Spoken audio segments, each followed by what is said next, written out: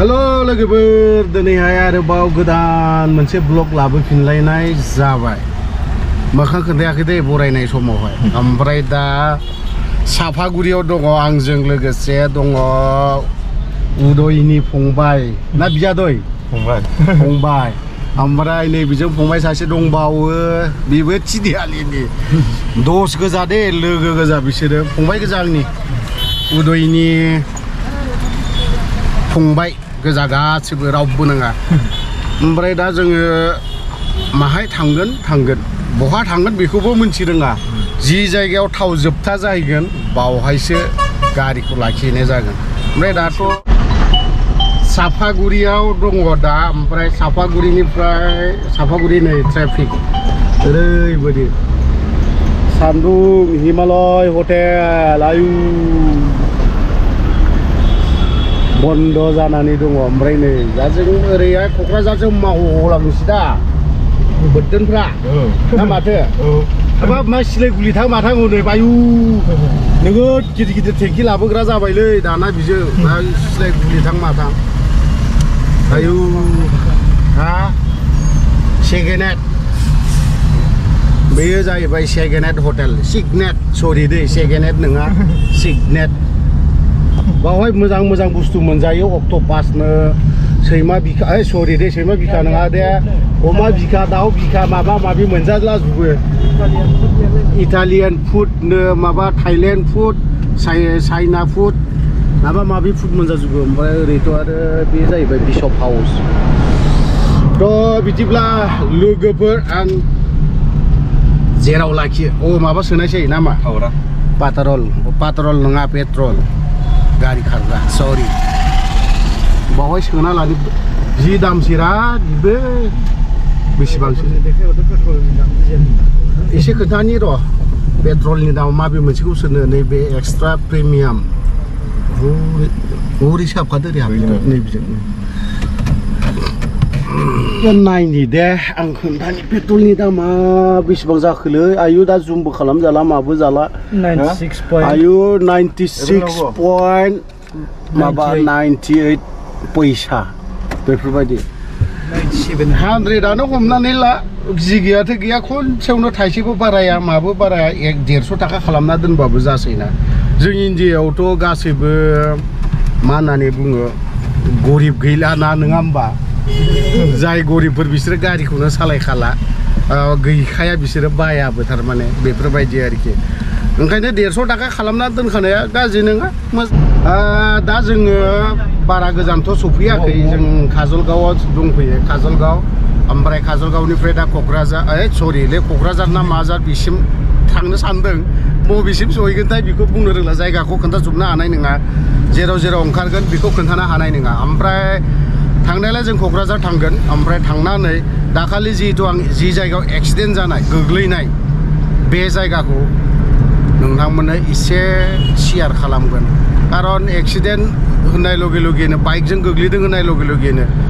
सोरबाया जौ फेना गोग्लैयो सोरबाया माने बायदि रोखोम जाना गोग्लैयो ना खिन्थु आंनिखौ एक्सुवेलि सोरबाया फ्रायानो बुंनाय नङा जौ लोङाखैमोन बा मायाखैमोन जौ फेनासो गोग्लैदों बेखौसो सानखासिगोन ओरैनोब्लाबो थेवबो मा सानो मा बुङो ओमफ्राय कमेन्टखौ खनसे ज्रावनो लिरनानै हर गोसो गोथारै नङा होमबा ना माथो एक्सिडेन्ट जानाय जायगाखौ आङो एसेब्लाबो खोन्थागोन माबोरै गोग्लैयो आंबो नायखानाय जायाखै दा थांनासो नायहैनायसै थ'दो बिदिब्ला दान्दिसे थाफाबावनानै एसे नायलांबावदो एक्सुवेलि आङो मा कारिगावखौ बारबोबाय दे कारिगावखौ फैनानै कारिगावखौ एसे खोन्थानो लुबैदोंमोन मा खोन्थाबाय थानो बेखौ बयबो नुखानाय चिरांनिनो माबानिनो नैबे क्रेसारखौनो एसे नायसाबदो बियो जाहैबाय आवगोलनि शिब हाग्रामा महिलारि बिथांनि क्रेसार होननानै बयनिबो खुगानिफ्राय खोनायो खिन्थु बेसेबां सैथो बेसेबां मा बेखौ मोनथि रोंला जाय हक बिथांमोननि बाथ्रा गिदिर गोलावनि मानसिनि बुंनायनि राव ओमफ्राय साननाय हनाय गिदिर जानायफ्राबो गिदिर फिसा मानसिनि जानाय गासैबो फिसा ना मा फंबाय नंगौ सैथो खोथा गासैबो फिसा जानायाबो फिसा गासैबो फिसा गोजा साननाय हनायफ्राबो फिसा फिसा गोजा दा नै दा जों तिनिआलि मोनजेननायसै आमगुरि डन बस्क' मिसन बे डन बस्क'आवबो मोजां गथ'फोर जायो होनना खोनादों थ' बिदिब्ला बे जाहैबाय डन बस्क' मिसन ओमफ्राय बावहायनो केथलिक चार्चनि मिसन बे केथलिक चार्चनि मिसन ओमफ्राय बैयो जाहैबाय हस्टेल बेयो बे नङा हस्टेल बे मिसन डन बस्क' मिसनाव जायफ्रा फरायो बावहाय हस्टेलाव थायो आरोखि ओमफ्राय बहुद गथ'फोर दङ बावहाय फरायग्राफोर स्कुला गाज्रि नङा होननानै बुंदों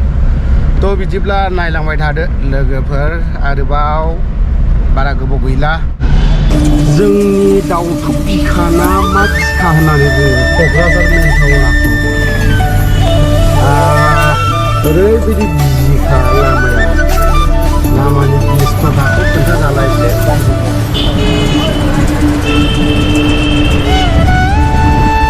ओरैबायदि बेस्थ'खा बाहेराव आरो बुंनांला अभार ब्रिजसिमहालागै थांनोसै मा फुलाला नुदोंब्राबा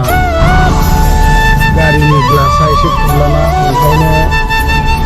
फुलाला नुदों बिनि बारा हाजाले बे एलखौनो खामानि मावनो एसे आरो गारि नांलांगौ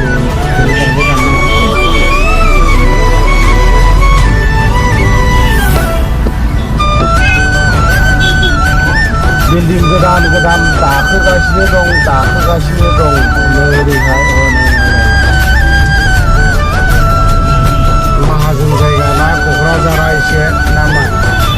नै बेवहायबो माबा माबि शपिं मल हिनजावफोरनि ड्रेसनो मा ड्रेसनो एक्चुवेलि मेन टाउनावहाय बेफोरबायदि लामायाव दखान होनाय मानायफोरखौ बोखारोब्ला मोजां जायो मा बेयो आसाम इन्डिया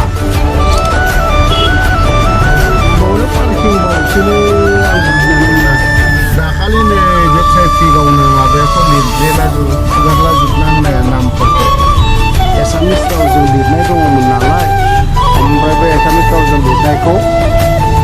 जोंनि फरायसा क'क्राझार ब्रिज बै सिगां थांबाय थानाय हिनजावा खबराव बायदि क'क्राझार स्टेसन रिपेयार बानायदों सायावहाय बे थारमाने एसे जोंनि सौग्राव फैनानै होननाय